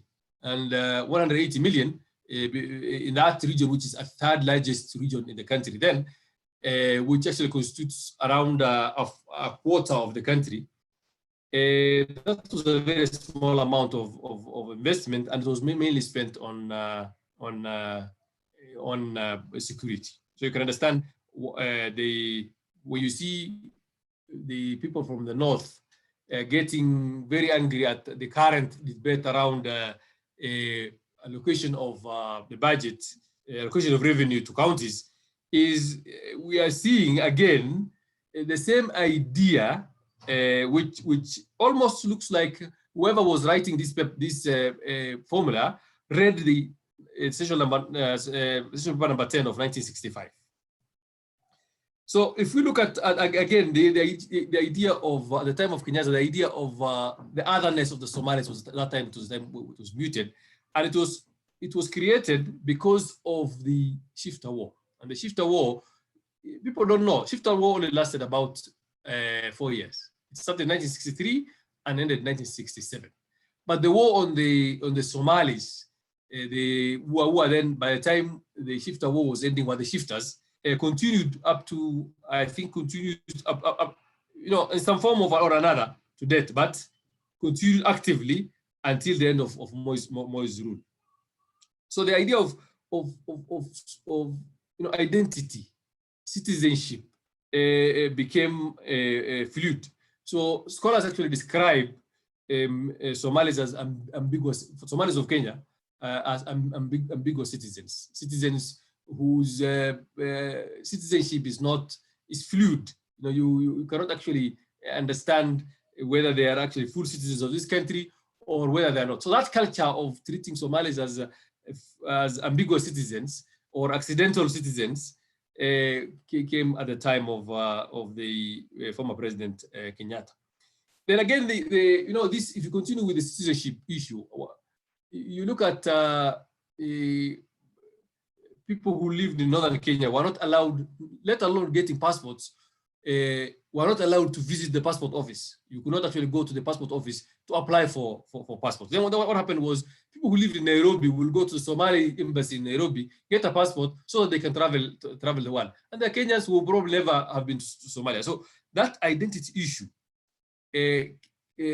resulted in the vice president then, Moi, who was the vice president to President Kenyatta, declaring in 1978, before the death of President Jomo Kenyatta, that they will carry out a screening of all Somalis who lived in Kenya, and they will deport anybody who has allegiance with Somalia. So that declaration did not take place in the life of the former president, the first president of Kenya. It actually happened in 1989. So it took 11 or so years for that to take place, and it took place, and people were detained, and some of them deported to other places like Uganda, Tanzania, Ethiopia, and Somalia. So if you look at the legacy of the president of Jomo Kenyatta, and you tie it to what is happening now, you have to look at several fronts. One, many Kenyans are used to the people from the north nowadays being flooding all over the urban areas, but then that is just a recent phenomenon. And the otherness, this culture of these people being seen as not belonging here, was born in the early years of the Republic. And then you can also look at the way the current war on terrorism is being fought. And if you connect that to the way the Shifter war and the aftermath of the Shifter war, of which people were, the way people were being treated as, the idea of extrajudicial disappearances and the killings, and the idea of whenever you hear Kenyan administrators, especially in the security sector, saying they shoot to kill, they want to shoot to kill. That shoot to kill came from the Shifter war. Actually, that was what was practiced and perfected in northern Kenya. So, in summary, I'm sure I have only 10 minutes. So, in summary, there's a lot of things to say about northern Kenya. The legacy of the first president was that northern Kenya is not very sure of being part of the country. When you look at the infrastructure, when you look at the development in the region, the neglect began in 1963 and continued to date. And the current debate about changing the constitution and BBI and these things actually scares some of us, because if you remember, the centralization of power is what led to the underdevelopment and the neglect in the north. So I think I don't know whether I can stop there or whether I have more time to say anything, I don't know. The panelists can actually now tell me whether I can continue or I can stop it there. Yes, I think that's a good place to stop. Yes, it is a good place to stop so that you can give us assistance. But definitely this is something we need to continue talking about, because Dr. Salah has raised a question of the issue of I belong, which has been a question that is yet to be answered to so many Kenyans or people living in Kenya. So it is an emotive question. It is an emotive issue to Kenyans today. And perhaps it contributes to so many challenges that we see in Northern Kenya today. Is it not just time that Kenya resolves the question of belonging to Kenyan Somalis? It is a question we need to continue pondering on and ask ourselves the need to see it end, so that it can even resolve the many other questions of Somalis feeling like they are not Kenyans like the other Kenyans. Thank you very much, Dr. Salah. Thank you very much for bringing that out. And we look forward to getting more information, because this is the beginning of the many questions around the Kenyatta legacy, so that we can have Kenyans informed what exactly is ailing us. So we go to the next panelist, who is Njeri Kabeberi. Njeri is coming to help us understand the topic of the Kenyatta's on democracy and constitutionalism. Njeri Kabeberi is a passionate activist in social justice and women's rights, an individual with extensive INGO leadership and management experience. Njeri served as the executive director of Greenpeace Africa, worked as the chief executive officer of the Civil Society Reference Group in Kenya, as the executive director of the Center for Multi-Party Democracy, some noise somewhere, representative for the Netherlands Institute of Multi-Party Democracy and Development Coordinator East and Southern Africa for Amnesty International, besides serving on several boards, among them as chair of the Released Political Prisoners Organization and the board of the Kenya Human Rights Commission.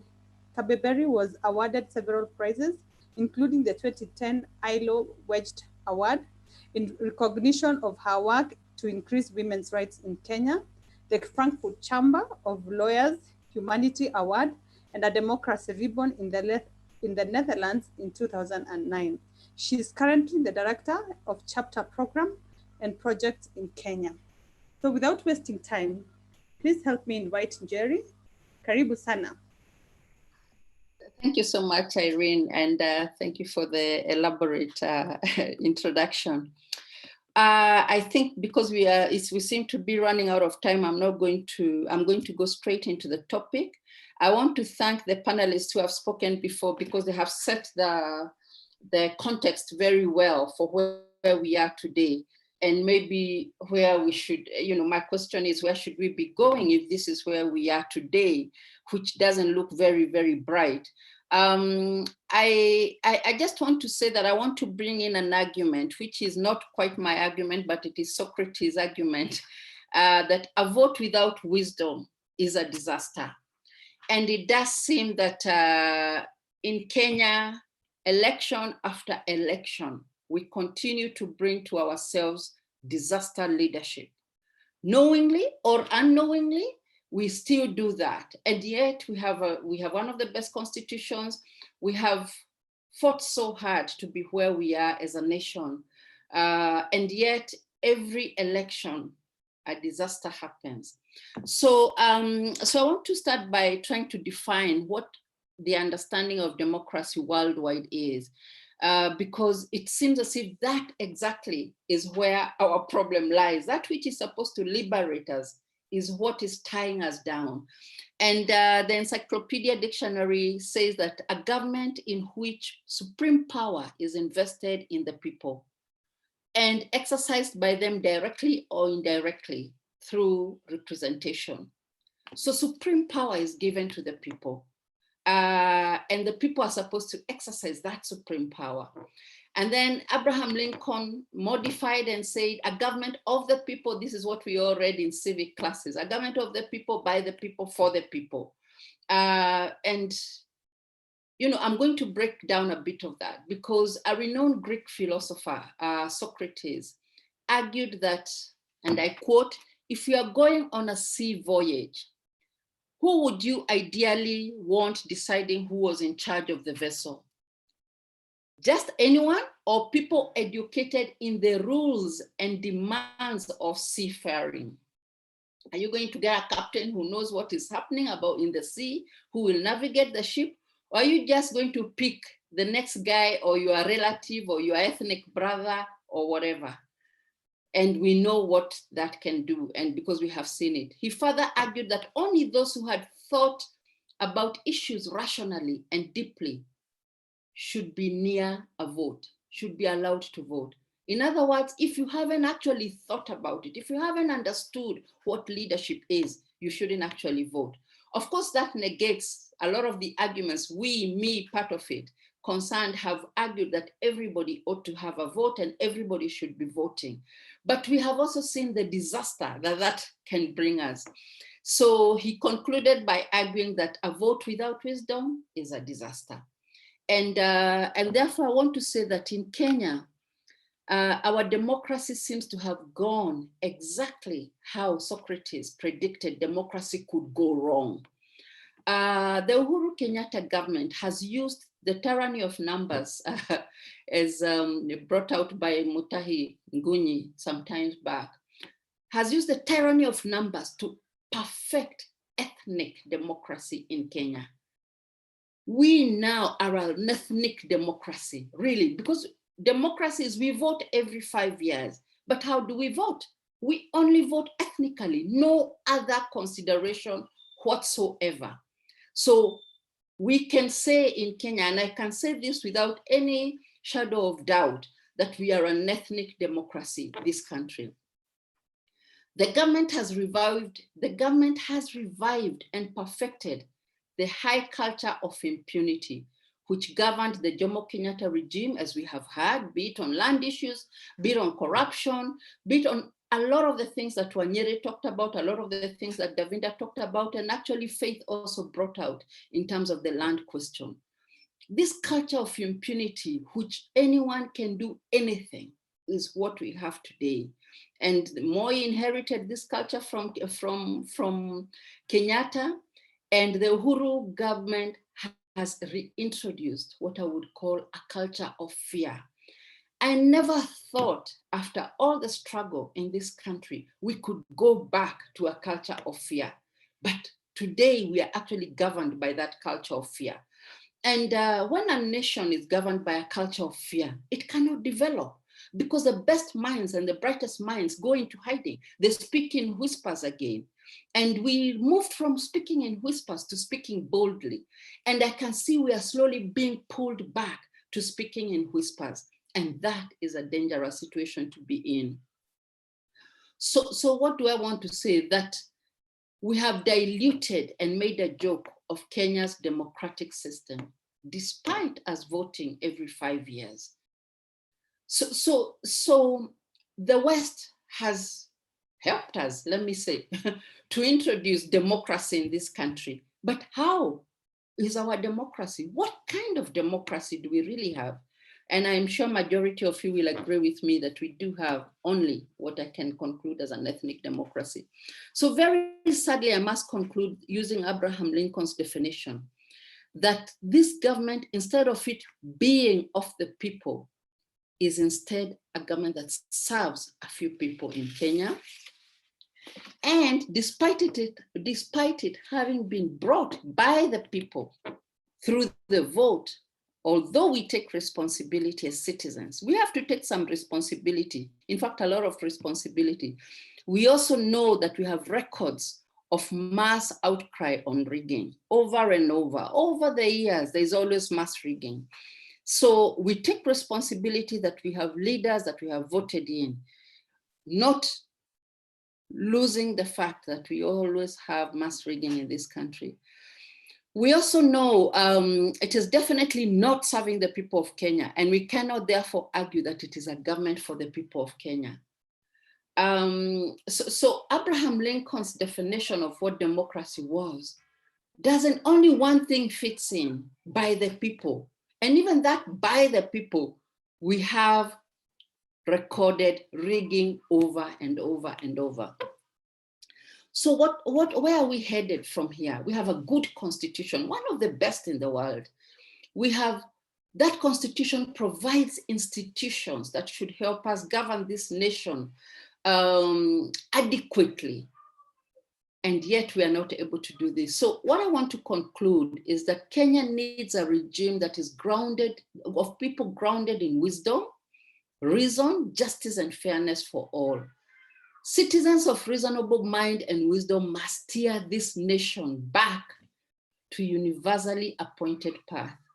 Every nation and every people have a universally appointed path because we are part of the universe, and the universe surely does not determine that we be where we are, frustrated, harassed, oppressed. The level of corruption that we see, the things that we see, the things that are being talked about Northern Kenya, this is not what a people should live with. People should live in harmony.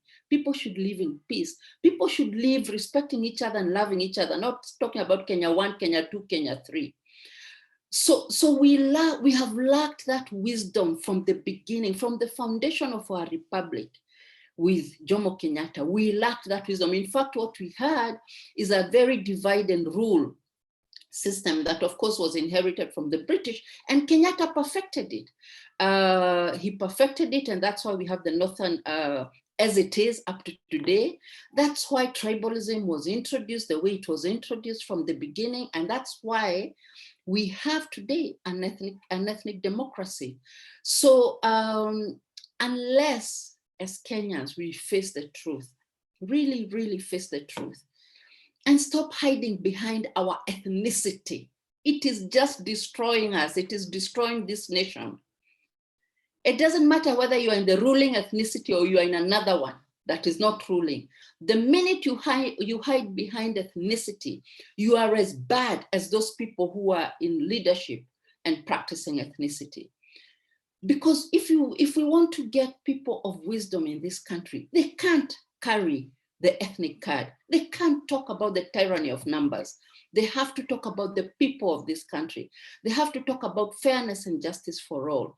And that is something that we haven't had any government from the beginning. We haven't had any government respecting our national anthem. Our national anthem is very clear on the respect for the people and the upholding of this nation. But nobody, not Kenyatta 1, not Kenyatta 2, not Moi. And I don't want to discuss Kibaki because in a sense, his regime tried to sanitize the nation for a while, but it was too short-lived. And you know, the takeover is what we have today. So let us not hide behind our ethnicity, Kenyans. Let us not hide behind, whether you are in the ruling class or you are not in the ruling class, come out and speak the truth for your nation. Come out and stand for justice. Justice has no ethnicity in it. Love has no ethnicity in it. As long as you hide behind ethnicity, you are as bad as the ruler who is in place and who is playing that ethnic card. And the card is played so that we are divided. When people are divided, it's very easy to rule them. We need to come together as a nation and fight together. Let me conclude there because I can see time is not on our side. Thank you very much for listening. Thank you very much, Njeri. That was clearly a very big mess and a very loud message to all of us. Just telling us that we also contribute to the situation that we are in today because we have agreed to be taken to the route that we are going through to. So there is need for us to wake up as Kenya and decide and make decisions as Kenyans beyond our ethnic alienations. So I want to invite my co-moderator, Ms. Mushai, to invite the last panelist. And as we also do so, please let's remember, especially the panelists, to kindly go to our Q&A and try and answer the many questions that are already listed there. Thank you. Welcome, Ms. Mushai. Thank you very much. And that has been so rich. I've been taking notes as if I was a student in school. And I've seen a lot of the comments on the chat, and I'm sorry we don't have time to share them, have also just been speaking about how much people are learning. And I know there's already pressure on KPTJ, and I'm joining my voice here to consider doing this as a regular series so that we can truly explore our history. So thank you to all three. Our final panelist has got this task of now tying it all together. And I think Jerry has done such an amazing job of beginning to take us towards that.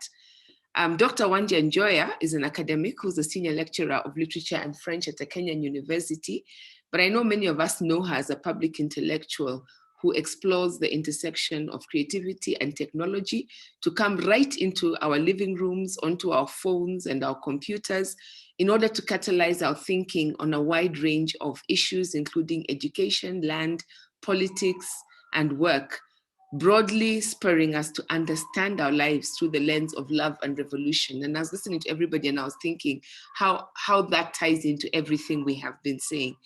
Many of you know her work from her blog posts initially at the Zeleza Post, where she was for 5 years, and more recently on her self-named blog site, wandianjoya.com, which won the big Best Social Issues and Active Citizenship blog from 2017 to 2019.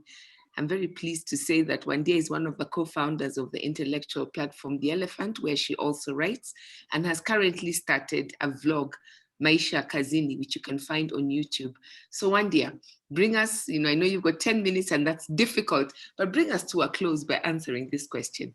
How has this Kenyatta legacy continued? How has the current president projected himself in place of the context of the Kenyatta's family in Kenyan politics? Over to you, Mwalimu. Okay, thank you. I am so overwhelmed. What I have had today, there's so much I didn't know. So I'm still sort of, I'm overwhelmed. So what the task I have is very difficult. Let me just start by saying that what I'm going to talk about is about what the arts does. And the arts helps us to tell stories because, like I said, today I've had quite a number of things, some which I already knew, but because somebody else has spoken them in a different way, it comes out in a fresh way. And that's what storytelling does. And so our stories matter and we have to keep telling them. And that is part of the control that the Kenyattas have had over Kenya. They have been preventing us from telling stories, our plays, our monuments, our artifacts, everything is so controlled so that we hear only one story, which is the Kenyatta story. So in summary, I'm going to make 4 clarifications. I'm going to sort of like tease a few concepts away from each other because I think this is what confuses us in Kenya today. And I will name the 4 of them. I'm not sure I'll be able to elaborate them, but I will write about them later and then share that, and then people can read further. So these are the 4 statements I want to make. The first one is that freedom is not independence. So just stick with that. Freedom is not independence. The second thing I want to say is that we fought for freedom. Jomo Kenyatta fought for independence. So let that sit a bit. And then the third thing I want to say is that ordinary Kenyans, I believe, are not the ones who ethnicize politics. It's the politicians who do it. And they do it in 2 ways. They do it by using ethnicity to bargain for power. And then when they talk about ethnicity and ethnic violence, they talk about it like it's us who are responsible, wholly responsible. And they never take responsibility for their role in it, which I think is the 99.9% role that they play in ethnic animosity. And the second thing about ethnicity is that one of the ways in which the politicians disempower us is by turning political issues into ethnic ones. And I will talk a little bit more about that. And then the last thing I want to say, point number 4, that struggle for freedom in Africa is not sacrifice. I wanted to make this point because Jomo used to say that that he has sacrificed so much and so he deserves to rule. And I want to pull apart that idea. So freedom is not independence. Kenyans fought for freedom. It's Jomo who fought for independence. And the problem is that we have equated the two. So kwa Kiswahili tunasema independence ni Uhuru, but Uhuru is not independence. Uhuru is freedom. Kujitegemea is independence. And I want us to think of a parent and a child. When a parent raises a child and the child grows up and now can move out of the house and take care of themselves, the child doesn't say, now I am free from my parents. They say, now I can take care of myself. Okay, that is different from freedom, because why would you say that you are free from your parents? It's like your parents are oppressors. So independence of Kenya is the same. It is a child of the British. It wasn't our child. It's a child of the British. And then when Kenyans started fighting for independence, the British said, we don't want to deal with the mess of this Kenyan state. Let's give it over to African faces, and then they can figure out how they are going to manage these natives. So that's what we got. We did not get freedom. We are still fighting for it. Up to yesterday, when people are talking about corruption and going to the street, we are still fighting for freedom. We are still fighting for freedom in education, in healthcare, in all these things. So we are still fighting for freedom, but we keep on being told about independence, and that independence benefits only a few. So me, I would say, although this might be controversial, that if the Kenyattas want independence, let them have it. But as we want freedom, we don't want to be ruled by a state that doesn't care about us.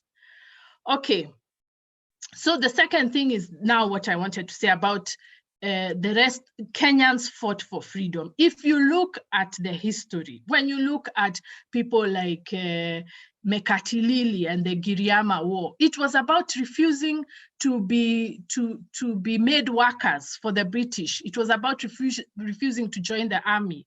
I mean, if you look at everywhere in Kenya where people fought, they were fighting for specific things, to not have to give up their cattle. Even the Wakamba, for example, were being forced to give up their cattle. And the idea was that they now be so desperate that they have to work for the Wazungu at very small wages. So everywhere in Kenya where there was a struggle, people were fighting for specific types of freedom. Freedom to have a family, freedom to move, the kipande, people hated the kipande.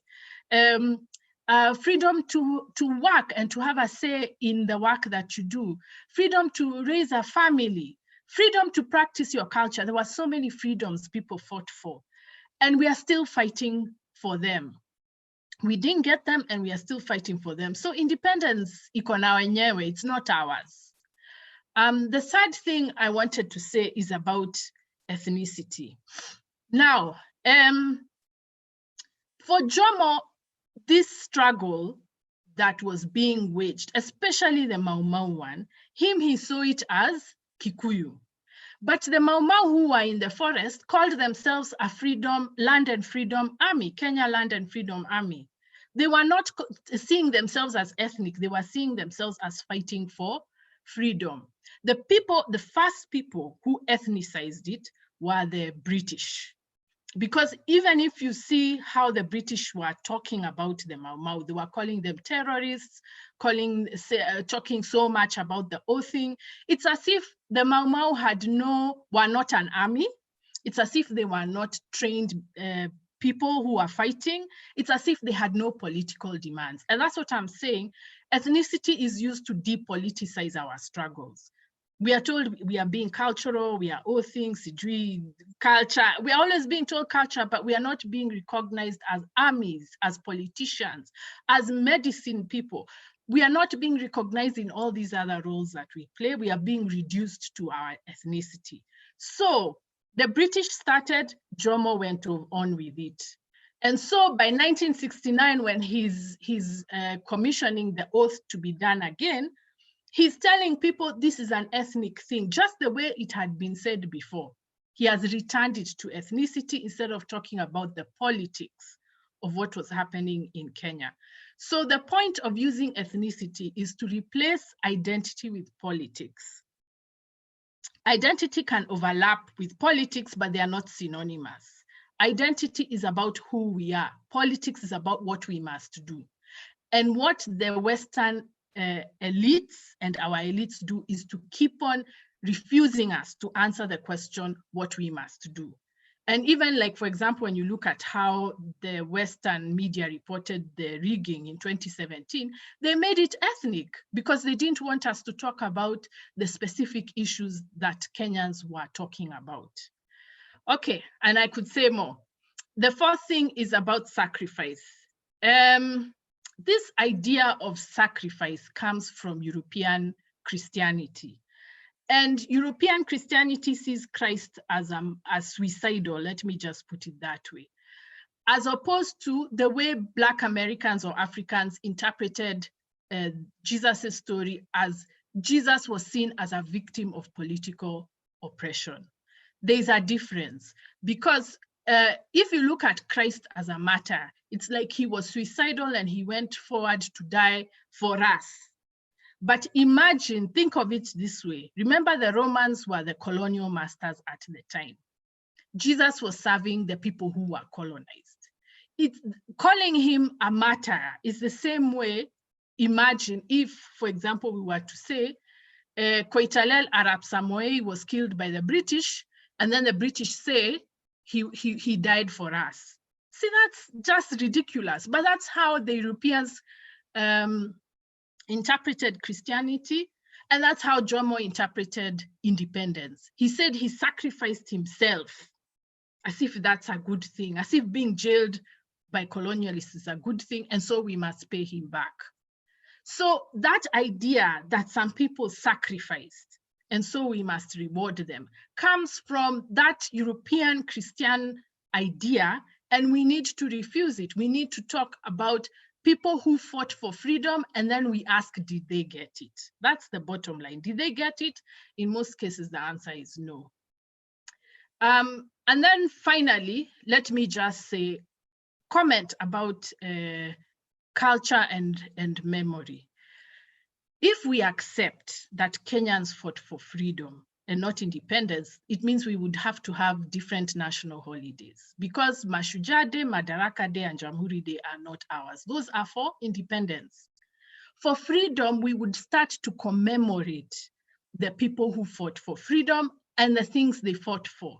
So, for example, we can have Environmental Day. Then we remember people like Wangari Maathai, and we can now recognize heroines like Phyllis Omido and Ikala Ngele, who are still here, but we don't even know what they are doing for Kenyan environment. We can talk about Pastoralism Day, for example, and then we commemorate what pastoralism means across the country.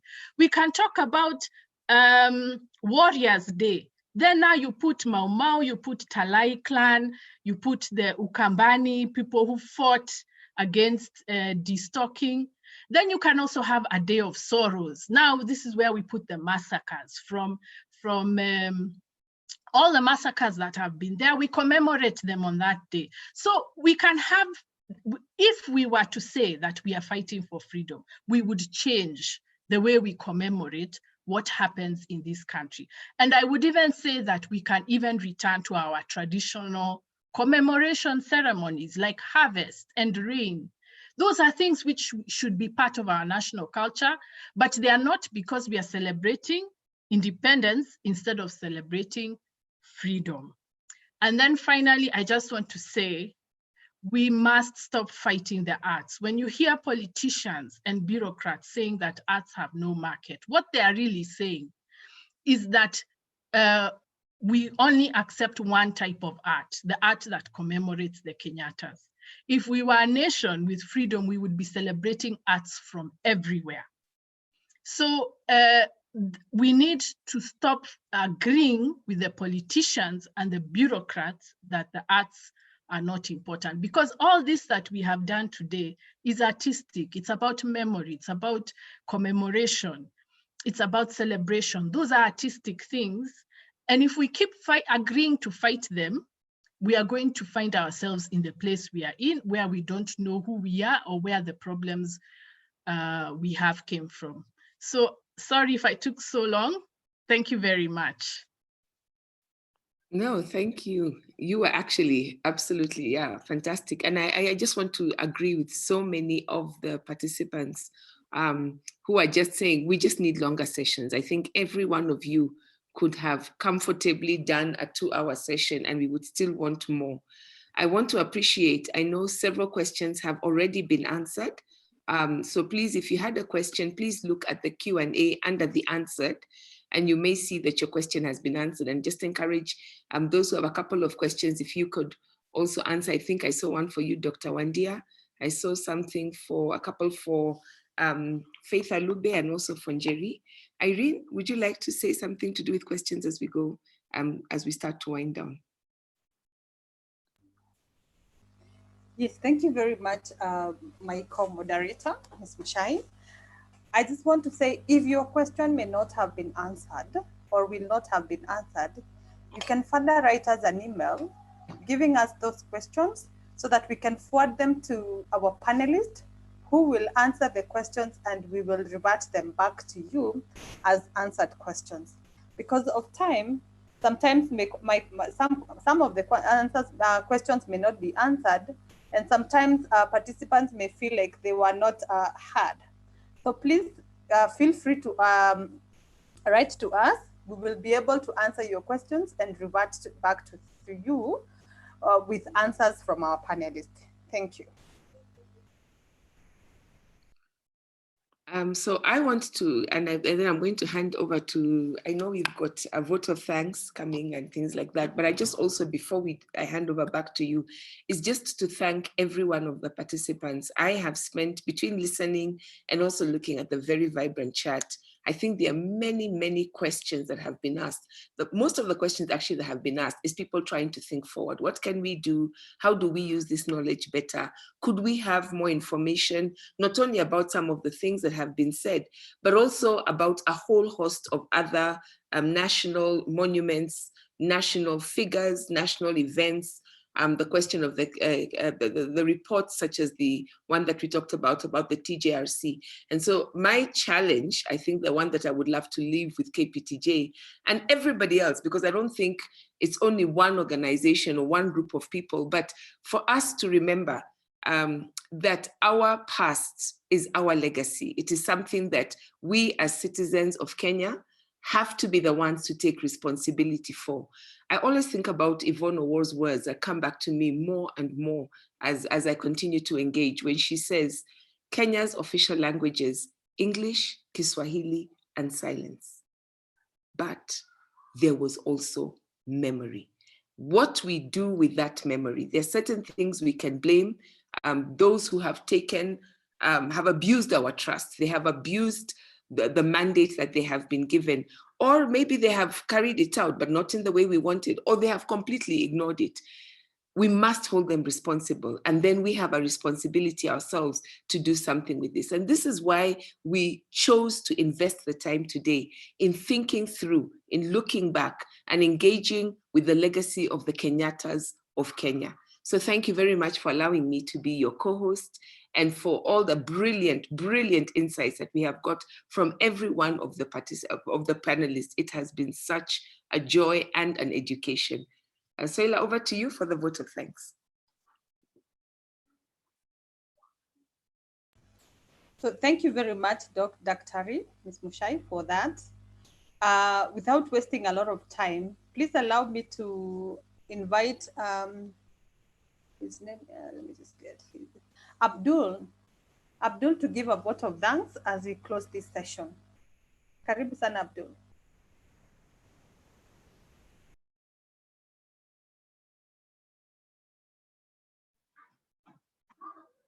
Asante, I hope you can hear me. Yes, we can hear you, bro. Yes, Right. yes. Okay, on behalf of KPTJ, I would like to extend a very hearty vote of thanks to all our panelists for your insights this evening. A big thank you to Honorable Wanjiru Uhuru for enlightening us and giving us an excellent reflection of the true history of Jomo Kenyatta. Many of us who went through F04 were taught something else. The current generation is learning nothing. We must mention our deep sense of appreciation to Davida Lamba for explaining how monuments and the naming of national symbols are signatures of power. We also wish to express our gratitude to Faith Alube for taking us on how the land policy gaps were perpetuated by the first Kenyatta government and how this continues. Our sincere thanks to Dr. Salah Abdi for your coverage on the Northern Question, understanding the origins of marginalization and the otherness of Kenyans from the northern part of the country. Further, we say asante to Njeri Kabeberi for demonstrating to us how we have become an ethnic democracy and that a vote without wisdom is a disaster. I'm also very grateful to Dr. Wandia Njoya for her analysis and reminding us that we are still fighting for freedom, how the legitimate struggle for land and political rights was ethnicized by the colonialists, and how this was then amplified by the Kenyatta government and continues. The importance of memorializing those who stood for freedom and the proper place of arts in documenting our national history and memory. Also, I'd like to acknowledge our gratitude to our moderators, Mishai Mongela and Irene Soila, for the excellent moderation of this webinar. We have learned a lot and we have been inspired. Finally, I'd like to take this opportunity to place on record our hearty thanks to the individuals and organizations that make up KPTJ for putting it together, and the background team at KHRC for the perfect logistic support that made this webinar possible. Thank you, fellow citizens, for joining us in this very important discussion on the true legacy of Kenyatta 1 that goes to the very root of the evolution of our nation and how we got here. This webinar is not meant to be a single event, but the first of an annual commemoration that we wish to continue having every year on this anniversary, because it is important for us to record and remember our history correctly. As Dr. Wandia told us, the struggle for freedom did not end in December 1963. For every Kenyan that has ever endeavored and continues to endeavor to make sure that that freedom means something for everyone, that struggle continues. As we mark the 10th anniversary of our constitution next week, a constitution whose gains we must defend, let us remember the words of the Greek statesman Pericles, who told us that freedom is the sure possession of those alone who have the courage to defend it. And our national anthem says, tuko tayari kuilinda. Asanteni.